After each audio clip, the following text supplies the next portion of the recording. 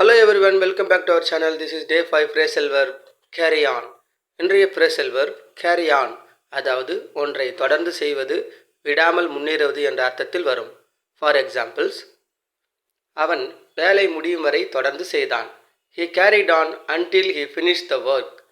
மழை பெய்தாலும் நம்ம மீட்டிங் தொடர்ந்தது. The meeting carried on even though it rained. தயவு செய்து உன் பேச்சை தொடரு. Please carry on with your speech.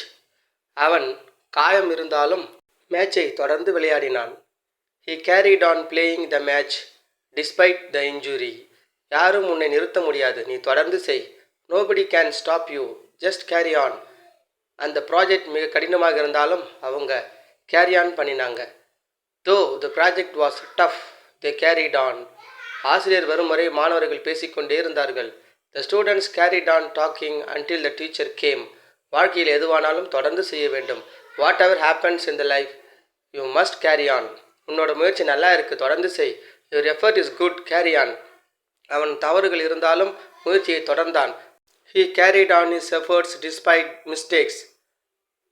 இதுபோன்று மேலும் பல வீடியோக்களுக்கு subscribe.